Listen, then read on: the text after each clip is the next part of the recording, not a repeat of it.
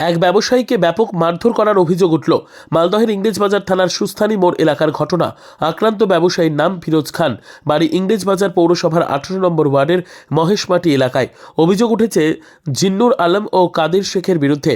আক্রান্ত ব্যবসায়ীর অভিযোগ, বাংলাদেশে পাথর রপ্তানির জন্য তাদের কাছ থেকে এই দুই ব্যক্তি পাথর কিনেছিল। পাথর কেনার প্রায় 3.5 লক্ষ টাকা চাইতে গেলে তাকে ঘরে ঢুকে ব্যাপক মারধর করা হয় বলে অভিযোগ। লাঠিসোঁটা দিয়ে তার মাথায় আঘাত করা হয়।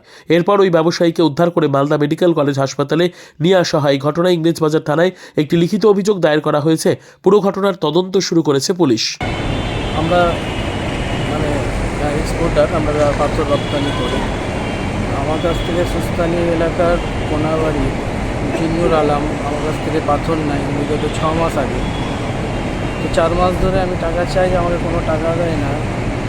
গতকাল আমি যখন ওনার কাছে টাকা চাইতে যাই ওনার অফিসে, তখন ওনারা টাকা চাওয়া মাত্রই উনি এবং ওনার বাবা তাদের সে দুজন মিলে আমাদের বেধড়ক মারধর করে এবং পিছনে রড দিয়ে লাঠি দিয়ে আমার মাথায় আঘাত করে এবং আমাকে প্রাণে মারার হুমকি দেয়। কতজন ছিল ওরা? ওরা দুজন ছিল। কত টাকা পেতেন? আমি 3.5 লক্ষ টাকা মতো পাই ওনার কাছে। আর টাকা চাওয়াতে কি মারধর? টাকা চাওয়াতে মারধর। থানায় লিখিত করেছেন? থানায় লিখিত করেছে, আমার ভাই লিখিত করেছে। পুলিশ এখনো পর্যন্ত কোনো ব্যবস্থা? সেটা আমি বলতে পারবো না। পুলিশের কাছে আমার আবেদন দোষীদেরকে খুঁজে তাড়াতাড়ি শাস্তি। যারা মেরেছে তাদের নাম কি?